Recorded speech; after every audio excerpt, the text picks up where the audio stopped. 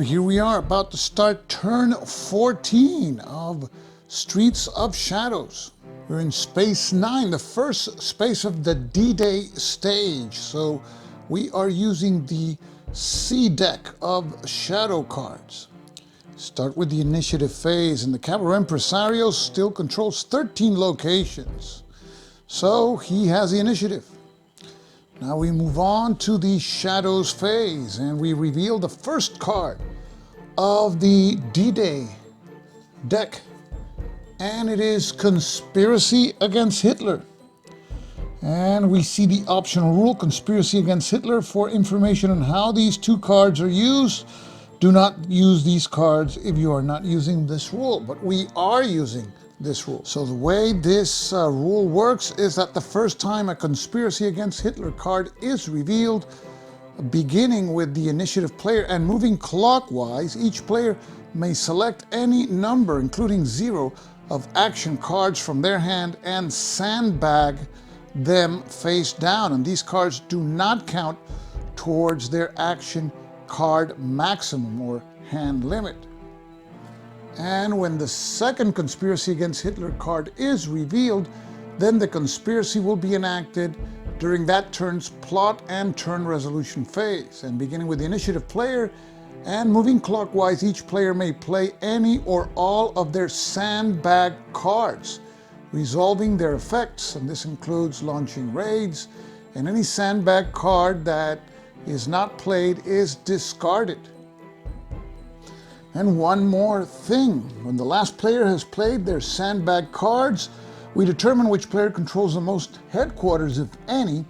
That player may either advance the liberation marker 1 space or move it to the number 9 space where it is right now. So we start with the Cabaret Impresario, and he can sandbag any number of cards that he wants. And maybe a good idea now to place some of these denunciation and resistance cards. So he's going to sandbag 1 denunciation and 1 resistance card, and we will signify that by placing them face down on this board here. Next is the Fashion Designer. And this card has no effect, it's just occupying space in his hand, so he will sandbag that card, and he will also sandbag a denunciation card. And this means that now he has a 2-card hand, so he can purchase more cards. Next is the Movie Director. The Movie Director will sandbag 1 of these resistance cards, or both. Probably both. So he's going to sandbag both, and now he has a hand of 2 cards. The Chief of Police doesn't have any cards, so he can't sandbag any. And now we go to the Journalists. The Journalist has these cards that are worth nothing because he doesn't have control of the airport, and normally he goes last, so he can't affect any player by not having that player use the metro. So he sandbags those cards. And after sandbagging the cards, the turn ends and the liberation marker stays where it is, in the number 9 box. So now we move on to turn 15, the initiative phase. And as has been the case during most of this game, the Cabaret Impresario retains the initiative. So we move on now to the Shadows phase. Flip the top card, Dietrich von Cholitz. During plot resolution, the player or collaborating players with the most forces in Wehrmacht Central may advance the Allied liberation marker 1 space or elect not to do so. If tied or 0 forces are there, it does not move. Right now there's no players in Wehrmacht Central, but remember that there's a card in the action deck, the Influence card, that allows a player to have his units enter Wehrmacht Central. And also the Movie Director has a special ability that he can play any suited card as an influence card. And by the way, he has anyway an influence card, so he may be playing it this turn.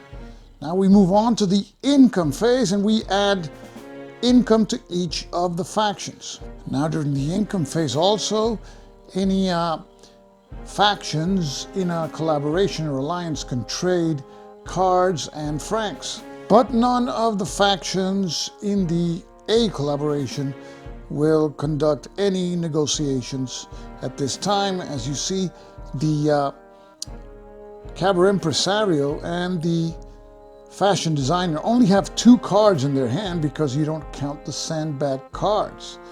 And the chief of police has no cards and 5 francs. So next is the recruit phase. Cabaret Impresario will spend 4 francs to recruit 2 units. And he's hoping to get an influence card.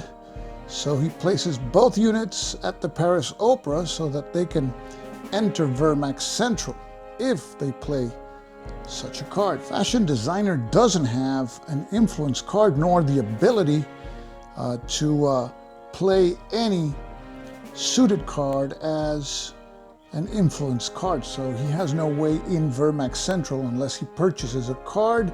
So he will use his 6 francs just to purchase cards for bidding. So he recruits no units.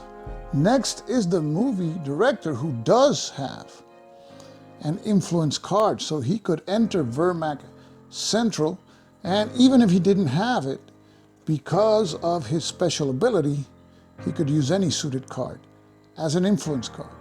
He doesn't have many units on the map, so he doesn't want to weaken his position, but he has 3 at Arc de Triomphe, and those units could use the metro at Passy and reappear in the metro station at the Opera District and enter Vermac Central. But he won't purchase any units. He'll leave the money for bidding for action cards. Next, the Chief of Police. Chief of Police has concentrated most of his units at his headquarters, which he retook recently. And he doesn't have a lot of money to go around. Because he has no cards, he'll keep all the money for the bidding phase. Next is the journalist. The journalist has 2 cards. The curfew card is not very appealing at this time because all players have control of their headquarters. And if it is played on a player that has units at a landmark and he doesn't control his headquarters, those units go to Gestapo prison. So because he only has 3 francs, he will also not recruit any units and use the money to bid on action cards. So on to the bidding phase we go.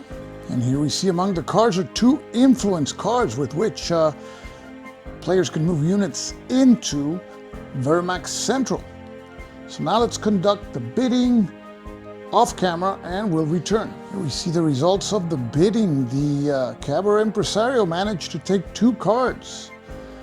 And the influence cards were taken by the movie director and the chief of police. The journalist was not able to win any single bid. Now we move on to the player turn phase. We start with the Cabaret Impresario. He now has a full hand of cards, but he doesn't have a single influence card. He cannot enter Vermac Central. He could attack, but he can only attack the journalist or the movie director. Okay, I just noted that the journalist has complex dominance. I had marked him as if he didn't, so I have to add 1 more franc. So the journalist wasn't able to bid successfully in any card, and he had 3 francs, so he has 4 francs now. Cabaret Impresario is going to take the opportunity now that he's in an alliance with 2 other factions, meaning that those factions will not be able to attack him, to attack the journalist's headquarters. And he will move both units that he has at the Paris Opera into Batignolles at large, and also the unit here at Jeu de Paume will join in, as well as his unit here at Café Foch.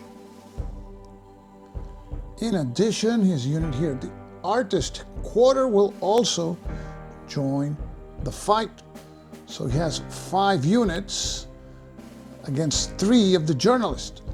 Wanting to secure the victory, he will also move his unit from the market at Montmartre to Batignolles at large. So now he has a total of 6 units against 3. And not wanting to leave some of those locations empty for other players to take, he moves a unit from his cabaret at La Villette into the market space and his cabaret headquarters here at République into the artist quarter. So the attack is 6 against 3, and the cabaret impresario has various suit cards he can use. He will play 2 of these suit cards, which are not raid cards, so we will shuffle them, and just to keep things interesting, we will place 2 cards face down. The journalist has a 3 card, and added to the 3 units he has at his headquarters is 6, and 6 is the number of units that the cabaret impresario has. So any 1 card is enough to win for the cabaret impresario. The journalist knows this, so he won't waste this card. So he plays no cards. We reveal the cards that the cabaret impresario plays. So the total is 11-3, and the cabaret impresario wins. And the journalist has lost his headquarters. Next is the fashion designer. Let's take a look at his cards: a resistance card, a raid card, and prison break. Fashion designer doesn't have an influence card, so he can't enter Vermac Central, but he can enter Café Foch, which was left empty by the cabaret impresario in his attack against the journalist headquarters. In addition, the fashion designer moves his non-elite unit from his location here at Passy into the metro station in that same district, only to reappear at the metro station here, the Opera District, and take control of Jeu de Paume. Not wanting to leave one of his own locations unguarded, he moves his unit from the Eiffel Tower into the fashion designer location at Passy. Next is the movie director. He has a special ability that any suited card can be played as an influence card, and he has 2 influence cards anyway. So his units can enter Vermac Central. So he will play his weaker or number 2 influence card in order for his units to enter Vermac Central. And his units at Arc de Triomphe move into the metro station at Passy, and they reappear at the metro station in the Opera District, from which they enter Vermac Central.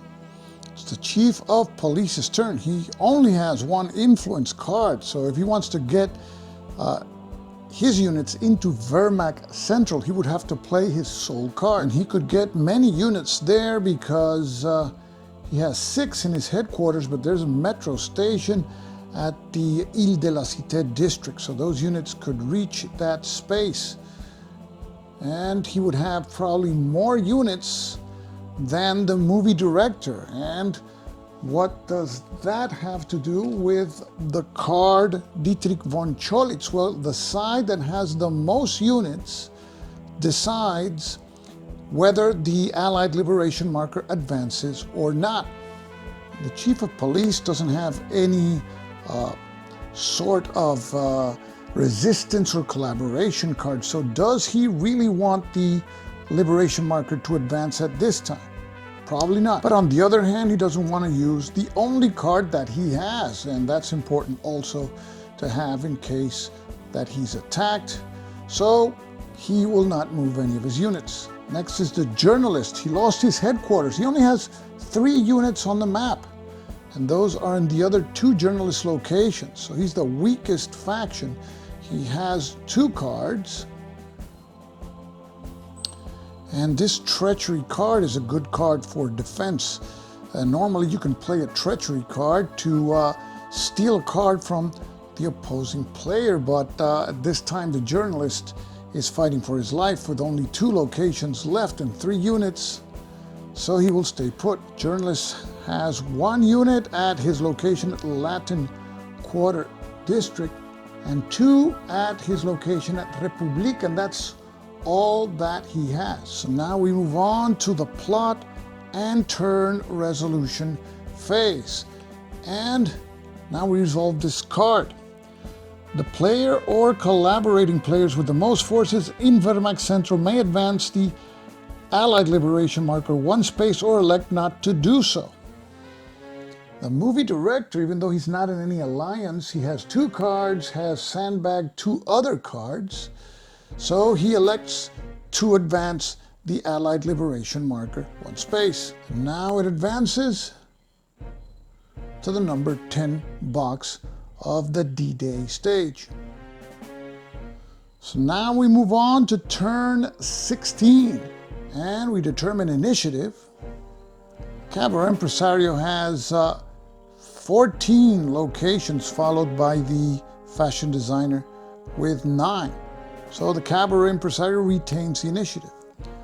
On to the shadows phase. We reveal the top card from the deck, and it is Air Raid.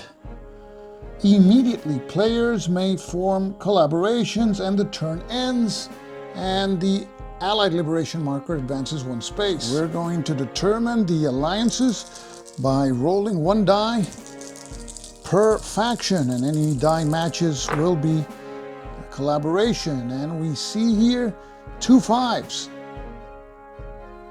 And that's the Chief of Police and the journalist. So this looks like the 2 weakest factions have become now allies.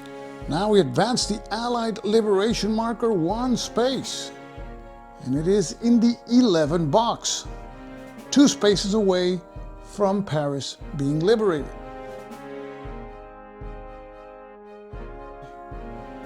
And start with initiative, and again, the Cabaret Impresario has the initiative. On again to the shadows phase. We pick the top card from the deck, and FFI, immediately players may play resistance cards, and then the turn ends and the Allied Liberation marker moves 1 space ahead. And now, beginning with the initiative player and going clockwise, each player can play 1 resistant card or pass.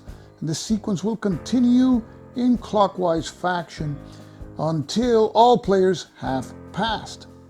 And when a player plays a resistance card, he may do one of the following. He can recruit and place up to 3 units, including elite units at no cost in any friendly or empty locations on the map, or he can move all of his units in the Gestapo prison or the units of a single collaborator back to their headquarters or to a landmark. We start with the Cabaret Impresario, but he has no resistance cards. And now we move on to the fashion designer, and the fashion designer does have a resistance card, and he plays it now. There are no units in Gestapo prison, so he will play the card in order to recruit and place 3 tokens, or that is units, on friendly/neutral spaces at no cost. Fashion designer isn't allied to the Cabaret Impresario anymore, so he will place units in a friendly or empty location, and that will be in this Abwehr location that he controls at Tuileries. We continue in clockwise order, and now the movie director doesn't have any resistance cards, so he has to pass. The same with the Chief of Police. He only has 1 card, and it's an influence card, and the journalist does not have any resistance card either. And all players have already passed, except for the player who played the resistance card, which is the fashion designer, but he doesn't have any more resistance cards. So that's the end of this particular phase. And the turn ends, and now we advance the Allied Liberation marker one additional space. And it is in the number 12 box. If it advances one more, the game will end and Paris will be liberated. Notice that those seeded cards that were played in relation to the conspiracy to kill Hitler only come into play if another conspiracy card surfaces. But if it doesn't, those cards are just completely ignored.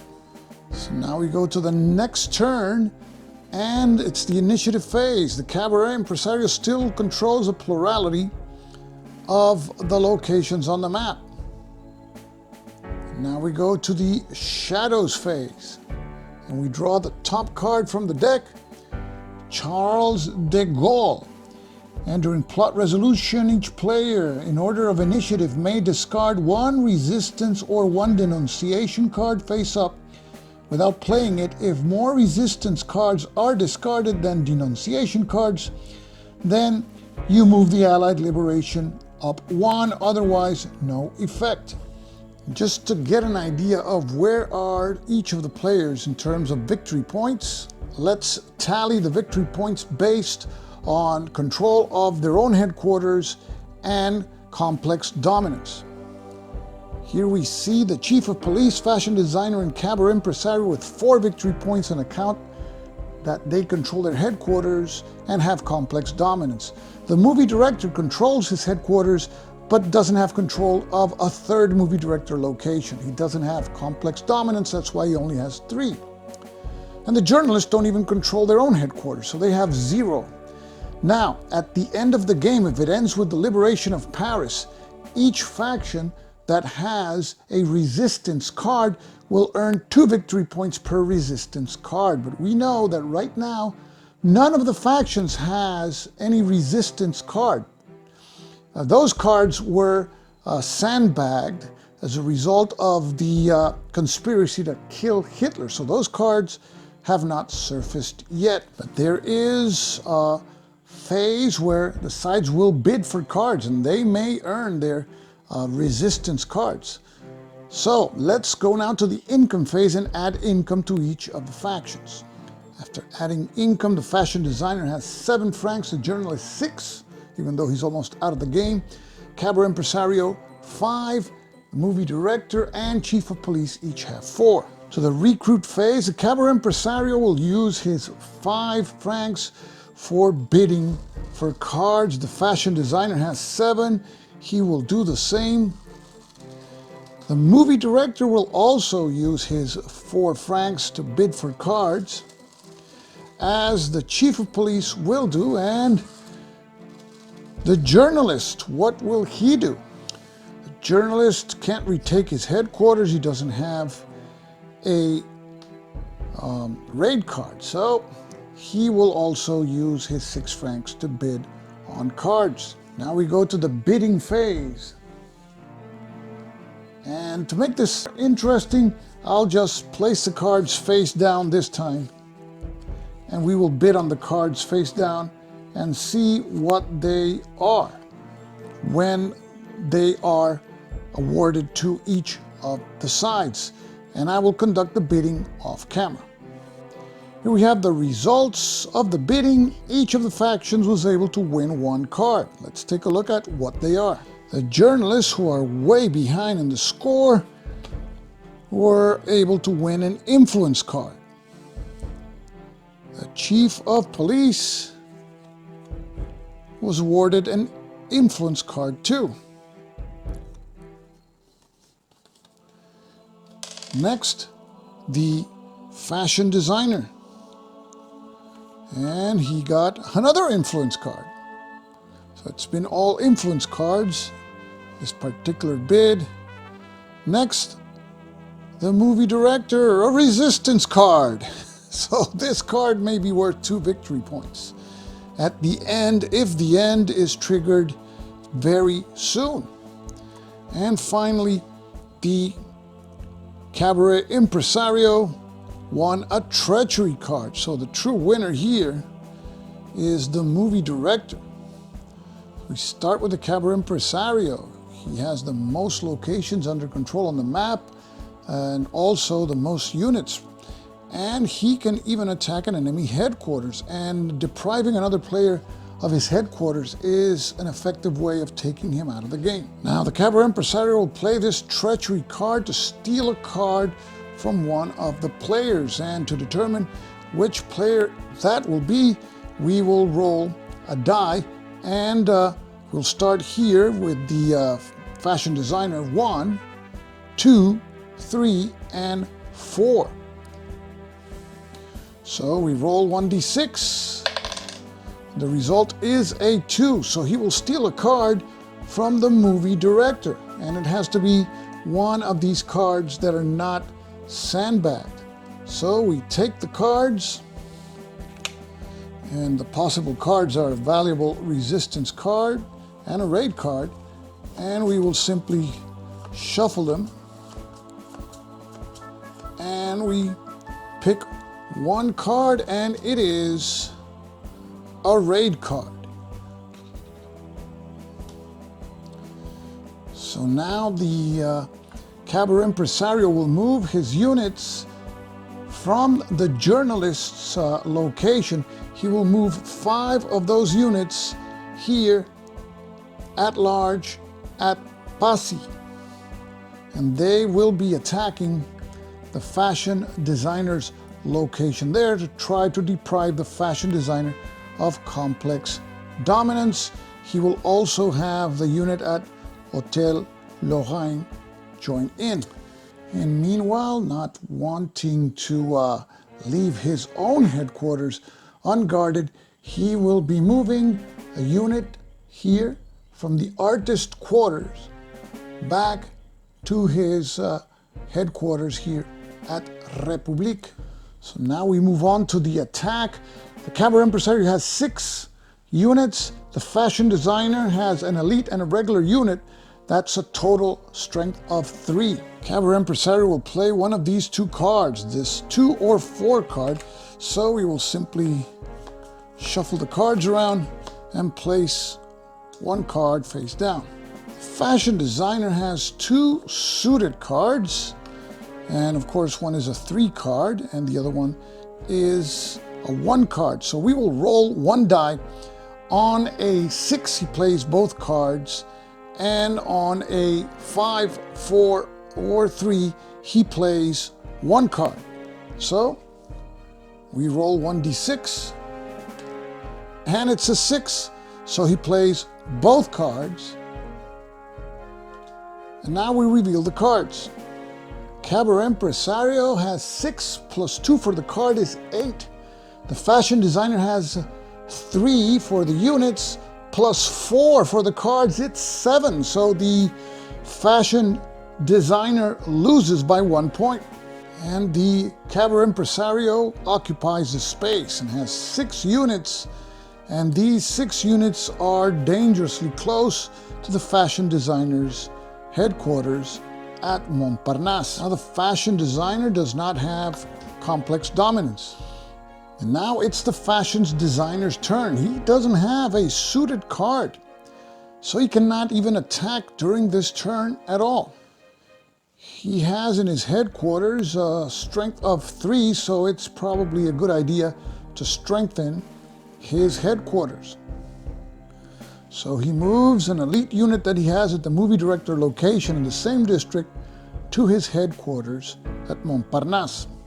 And he'll take advantage of a space left open by the Cabaret Impresario by moving one of his units here at the Tuileries to neighboring Montmartre, specifically to the artist quarter.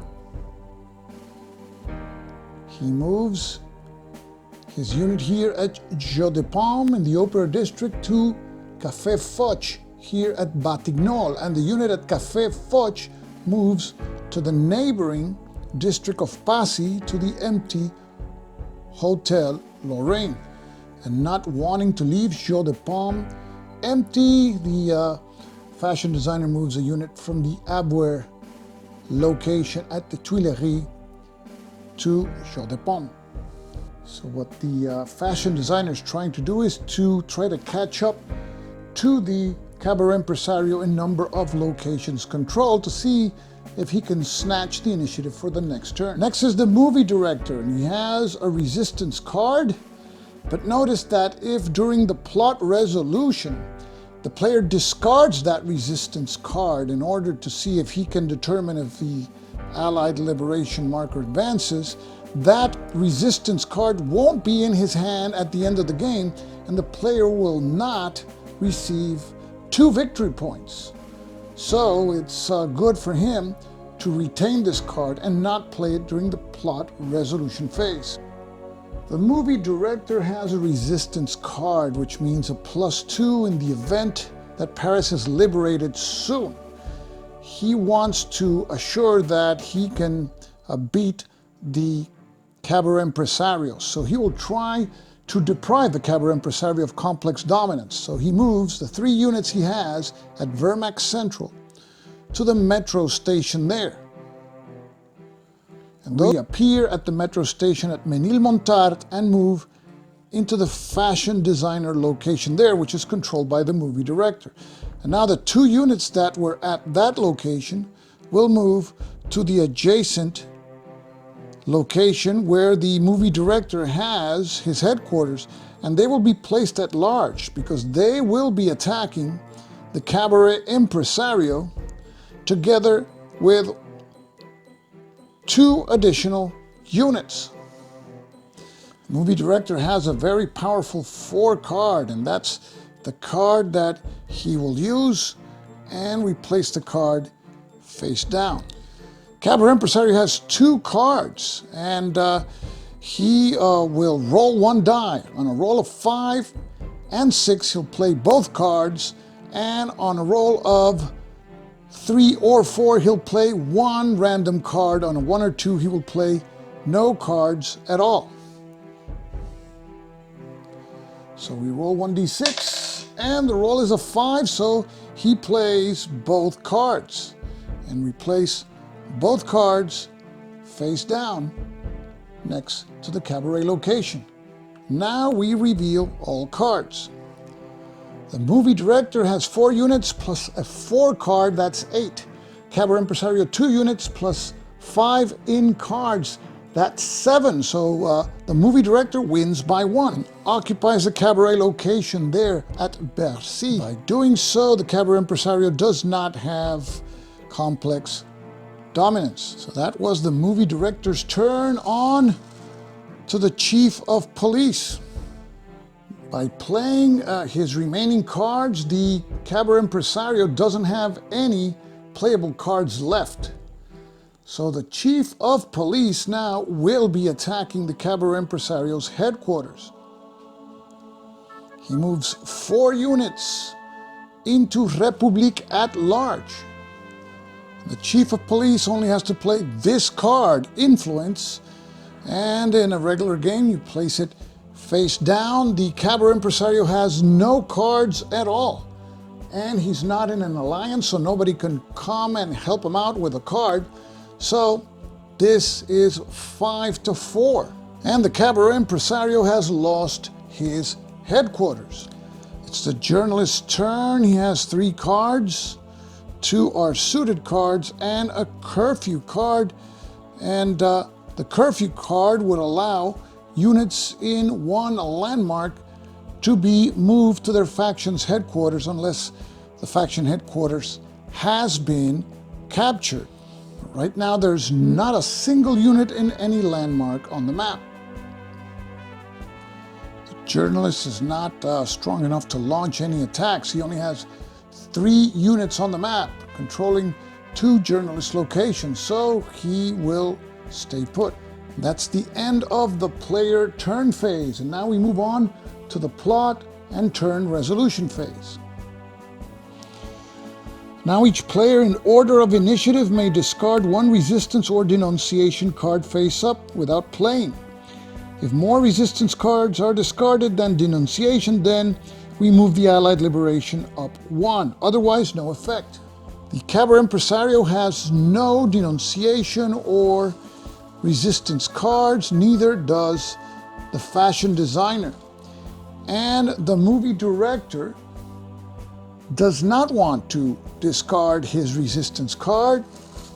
Chief of police has no such cards, nor does the journalist. So the otherwise no effect applies and the liberation marker stays where it is. Liberation marker is in the number 12 box. One more advance and the game will end with Paris liberated. We've seen fortunes changing here. The journalist almost eliminated.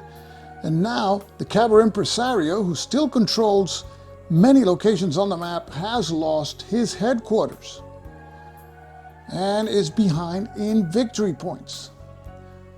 So stay tuned for the next episode of Streets of Shadows. This is Stuka Joe signing off for now. Thanks for watching.